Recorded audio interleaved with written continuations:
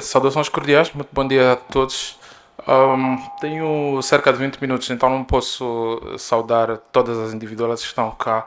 Uh, Acho que eram 20 minutos e o João Armando diz 15 minutos, mas não faz mal. Bem, para mim é uma honra estar cá a falar para um grupo de pessoas que é naturalmente especialista, percebe muito mais da matéria do que eu, tem muito mais experiência, é de facto uma honra. E é sobretudo uma honra porque estou cá não a falar em meu nome individual, a falar por uma grande instituição que é o Banco Fomento Angola. João Armando, Expansão, muito obrigado pelo convite, que é uma relação que tenho tido com a Expansão que já vem mais ou menos de 2019. Muito obrigado. Bem, eu vou falar sobre a dimensão dos bancos face aos desafios de desenvolvimento económico. Confesso que eu pensei que teria fones para poder movimentar um pouco, mas não faz mal. Bem, vou falar da dimensão dos bancos face aos desafios do desenvolvimento económico. Normalmente, quando pensamos sobre as funções da banca, a razão de ser da banca, de facto existem muitos desafios, ou desafios não, muitos objetivos pelos quais os bancos podem perseguir. A banca existe para inúmeras funções, mas acho que a principal é essencialmente captar e conceder crédito. Portanto, a minha apresentação vai naturalmente se focar sobre como o crédito naturalmente vai impactar ou pode impactar o desenvolvimento da economia. E eu, para tentar ser mais didático, trago aqui uma pergunta de partida, que é: como deve evoluir o sistema bancário para ser um verdadeiro catalisador do crescimento e do desenvolvimento econômico? Preparamos aqui vários slides, são naturalmente quatro, e todos esses slides visam responder à pergunta de partida. Primeiro vamos falar sobre como tem evoluído o sistema bancário, isso é mais uma narrativa histórica. Coletamos dados de 2013 a 2024, a fonte é a Deloitte, o Banco Analysis. Depois vamos falar sobre se, como estamos a falar de dimensão e desenvolvimento, isso pode ser olhado numa perspectiva mais dinâmica. Vamos falar sobre se a escala e a concorrência de facto importam, moldam o crédito no curto e no longo prazo. Depois vamos falar sobre crédito privado e crédito público.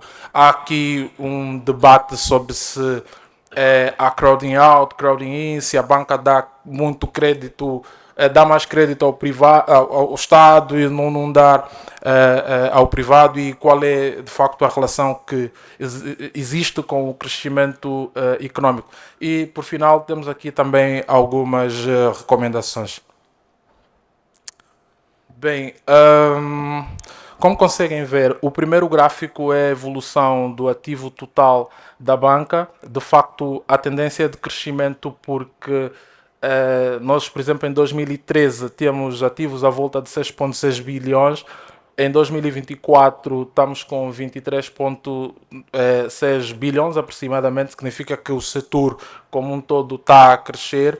Mais do que olhar para os ativos, é importante olhar para a evolução da estrutura dos ativos. Acho que aqui há aqui interpretações muito importantes que se podem fazer aqui, porque do ponto de vista relativo, parece que a banca hoje dá menos do que dava, por exemplo, em 2013. Em 2013, a proporção do crédito a clientes sobre os ativos era muito maior do que hoje. Naturalmente, em termos de valor, a banca dá muito mais, porque o gráfico de baixo é o crédito. Está por bancos, mas é crédito total do sistema. Em 2013 tínhamos aí 2,7, mas em 2024 já estamos com 5,7, o que quer dizer que a banca hoje dá muito mais crédito do que em 2013, mas do ponto de vista da proporção houve naturalmente mudanças, né? E conseguem ver a linha da cor laranja do BFA, já foi muito maior, foi encurtando e teve muito mais baixa, mais ou menos aí em 2019 e 2020, e parece estar aqui a ganhar força. E essa força também é também resultado das políticas de incentivo de concessão do crédito por parte do Banco Nacional de Angola. Mas isso também acontece em paralelo com o aumento dos títulos e valores mobiliários, que por exemplo, em 2013 quase não representavam nada em termos de proporção dos ativos, mas hoje ganharam aqui muita força. Isso tem muito a ver com o princípio de economia, que as pessoas, os agentes económicos no geral reagem a incentivo, e naturalmente a banca reagiu a incentivo porque houve também expansão do mercado de capitais, mercado primário de títulos, mercado secundário, e houve aqui esse incentivo que os bancos tiveram de poder canalizar recursos em setores ou em segmentos que realmente têm menos risco e uma rentabilidade muitíssimo segura. Em termos de capitais próprios, a tendência é exatamente a mesma. Temos bancos que, em rigor, são naturalmente os maiores: BAE, BFA, BIC, Standard Bank. Em termos de cota de crédito, esses números são médios, são comparações de 2013 até 2024. E, em princípio, os bancos que mais dão créditos são o BAE, o BFA, o BIC e o Standard Bank. Naturalmente, dão mais crédito porque, em princípio, são bancos que também têm estruturas maiores, são muito maiores em termos de ativos. Bem, tendo falado da evolução do sistema, nós vamos agora para um ponto que é muito mais sobre trazer aqui achados empíricos que nós conseguimos junto ou dentro do Gabinete de Estudos Económicos. A nossa questão aqui é: escala e concorrência importam? A primeira tabela, na verdade, o primeiro modelo tenta responder à questão sobre se a escala importa. A segunda tenta responder à questão sobre se a concorrência de facto importa. O que nós fizemos é pegar dados da Deloitte, montar uma base de dados em painéis com variadíssimos bancos, tendo o crédito como a variável alvo, ou seja, a variável dependente, e para ir para a variável ATA, que é na verdade ativos totais, tem um coeficiente de significância ou p-value extremamente alto, ou extremamente baixo, extremamente significante, e o sinal é positivo, que significa que quando se aumenta os ativos, os créditos também tendem a aumentar. Em palavras simples, se os ativos totais da banca aumentarem em 100, significa que o crédito pode aumentar aproximadamente em 15, nesse caso falando de Kwanza, 15 kwanzas. Como é estatisticamente significante, isso também significa que a probabilidade dessa relação ser muito se verificar na prática é extremamente alta. O insight que nós podemos tirar daqui é que a escala é extremamente importante, ou seja, se quisermos desenvolver a economia, se quisermos que a banca tenha um impacto muito forte no desenvolvimento económico, é importante não ignorar a escala, não ignorar a dimensão dos bancos. Significa que bancos que têm maior dimensão são aqueles que naturalmente têm muito mais capacidade de suportar, por exemplo, risco de crédito, conceder mais crédito à economia, está envolvido, por exemplo, em projetos que são projetos estruturantes, como refinarias e etc. Mas também aqui um achado muito interessante, não é necessariamente o foco que tem a ver com o RS, que é o rastro de solvabilidade, tem uma relação negativa com o banco, que é também naturalmente significante. O que acontece é que, corrija-me se estiver errado, mas eu acho que o mínimo exigido está aí a 8 a 10%, mas de acordo com a Deloitte, a nossa média em termos de rastro de solvabilidade vai à volta de 20%, o que significa que há também, naturalmente, um conservadorismo, porque há muitos bancos com rácios bem mais alto do que a média, ou do que o mínimo exigido, o que significa que está aí a haver, ou há liquidez que eventualmente podia ser colocada no mercado de crédito, que não está a ser colocada no mercado de crédito. Essa relação é negativa, e não é negativa somente cá. Esse achado empírico ele é verídico tanto na Europa como nos Estados Unidos, porque nós, antes de fazer isso, fizemos uma espécie de revisão de literatura, lemos alguns papers do Banco Central Europeu, da Federal Reserve, e é um resultado que está naturalmente em linha com a literatura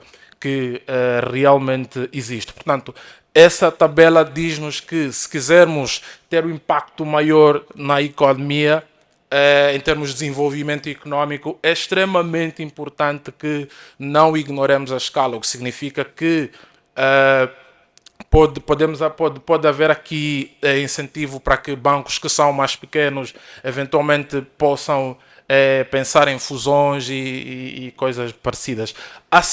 O segundo, o segundo, o segundo modelo, a segunda tabela, nós tentamos analisar a relação dinâmica entre crédito e concorrência. Naturalmente, as outras variáveis são variáveis de controle. Nós calculamos o índice de concorrência, tem aí uma relação negativa, quer dizer que quanto mais concentração existir no mercado, menos capacidade ou menos concessão de crédito vai haver. Isso também é um achado que é uma evidência que se encontra cá em Angola, mas que é verdade na maior parte das economias, porque está alinhado com o princípio de concorrência, ou seja, quando os bancos ou quando o agente econômico não tem concorrência, também não tem incentivo em, por exemplo, ser mais eficiente. E em economia, eficiência é sobretudo poder prestar o serviço a preços que são naturalmente mais baixos. Apesar de a relação, do ponto de vista do curto prazo, ela não ser estatisticamente significante, no longo prazo ela é, porque aí a variável ECT, que traduzido é Error Correction Term, significa que há um ajuste do crédito ao longo do tempo, de modo tal que o crédito no curto prazo pode não reagir a Luibor, porque há muito crédito que de facto é indexado, a maior parte da banca hoje já indexa o crédito, a taxa de juros, os vários tipos de crédito, a Luibor, digamos assim. O que eu quero dizer é que apesar de, no curto prazo, de forma assim imediata, o crédito, em termos de volume, não reagir muito a Luibor, a inflação e a concorrência, o crédito ao longo do tempo ele é moldado por essa estrutura, ou seja, ele é moldado pela concorrência ao mesmo tempo que é moldado pelas condições da economia, ou seja, inflação e taxa de juros. Em palavras simples, quero dizer o seguinte, que se quisermos ter um sistema bancário mais voltado à concessão de crédito, não basta que foquemos em garantir a dimensão, em garantir escala, é absolutamente necessário que haja também concorrência. E normalmente quando pensamos em concorrência, pensa-se muito em ter mais bancos. Não é necessariamente nessa perspectiva, ou seja, não estou aqui a advocar ou a trazer a ideia que é necessário que se abram mais bancos. Não necessariamente, porque a concorrência ela também pode ser segmentada. Por exemplo, bancos maiores podem ser incentivados e naturalmente já tem acontecido a concorrerem entre si de forma saudável. Bancos médios também podem fazê-lo e bancos pequenos também. Respondendo aqui se concorrência importa, sim, concorrência importa. Quanto mais concorrência o sistema bancário tiver, mais capacidade ou mais incentivo os bancos terão de baixar spread e eventualmente alocar mais crédito à economia. Esse segundo slide, tentamos aqui fazer uma relação entre crédito privado e crédito público com o crescimento econômico. Já que estamos a falar sobre dimensão, escala, tudo em volta do crédito, interessa saber onde é que realmente a banca tem que se focar. Tem que se focar mais em crédito público, mais em crédito privado. Para já, a banca dá muito mais crédito ao privado do que ao Estado. E os números do BNA estão aí e são naturalmente evidentes, até porque o crédito ao Estado tem um comportamento mais errático, não cresce de forma consistente tanto quanto o crédito ao setor privado. O primeiro gráfico é uma relação do crédito ao setor público em relação ao crescimento econômico. Na verdade é uma função de impulso-resposta, ou seja, o que nós tentamos medir na verdade é qual é o impacto no produto interno bruto, na taxa de crescimento do PIB, se houver um aumento, um choque no crédito ao setor público. Encontramos uma relação que não é naturalmente estatisticamente significante, mas o que nos diz é que se o crédito ao setor público aumentar, cai a taxa de crescimento para depois continuar a crescer, mas nós não podemos assumir com confiança ou afirmar com confiança que quando ou que essa relação naturalmente existe, mas isso também não quer dizer que o setor bancário não pode dar crédito, ou não pode deixar ou não pode dar crédito ao setor público, porque da macroeconomia básica aprende-se que os gastos públicos são estabilizadores automáticos. Isso é uma operação normal, ou seja, o banco conceder, ou o sistema bancário conceder crédito ao setor público. Depois também acaba tendo efeito na economia de forma direta. Mas, em relação ao setor, ou ao crédito ao setor privado, a relação já é muito mais forte e temos, de facto, confiança para poder afirmar que quanto mais o crédito ao setor privado aumentar, maior vai ser naturalmente o crescimento da economia. Isso é para dizer que se a banca quiser impactar, quiser caminhar para impactar o crescimento da economia, é preciso que foque mais no privado, conceder crédito ao privado, porque isso vai ter muito mais impacto ao crescimento da economia. Isso é um achado empírico e naturalmente tem que focar-se muito mais ao privado e não necessariamente ao Estado. Isso não quer dizer, volto a referir, que não deve haver operação de Estado e banca, mas é preciso naturalmente que o foco seja o setor privado. Em termos de recomendações, eu não vou ler todas as recomendações para não ser enfadonho, vou mais focar nos pontos mais ou menos a negrito. Em relação a tudo o que nós dizemos ou apresentamos aqui, trazemos aqui recomendações sobre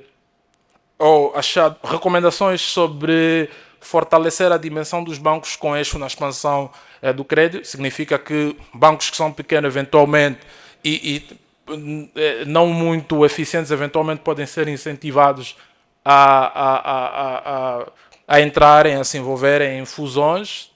Para o segundo ponto, recalibrar a prudência para não sufocar um crédito. Há um trade-off muito comum que é o trade-off entre política prudencial ou macroprudencial e política monetária. O BNA, quando quer expandir o crédito, baixa reservas obrigatórias, baixa taxas de juros, mas o que nós temos aqui, em termos de resultado aí no ERS, que é o raço sobre a habilidade, nos diz que não basta só, ou o insight que nós podemos tirar daqui é que não basta só olhar para a política monetária como sendo o foco para a expansão de crédito. É preciso também olhar com alguma cautela em termos de política macroprudencial e ver os rácios e etc. A terceira tem a ver com a promoção da concorrência bancária estrutural, acho que já falei um pouco disso.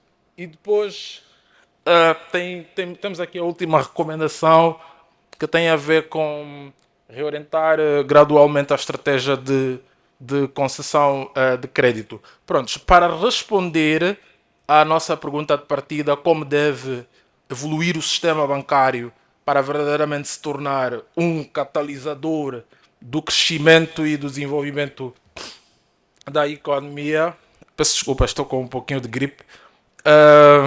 Nós achamos que para ser o verdadeiro catalisador do crescimento e desenvolvimento da economia, a banca angolana deve combinar a escala, porque a escala é importante, deve haver promoção da concorrência e, para além disso, deve haver orientação estratégica do crédito, de modo tal que o crédito seja orientado para aqueles setores, particularmente PMEs, que têm efeitos multiplicadores para a economia. Até aqui dou por terminado a minha apresentação e muito obrigado pela atenção.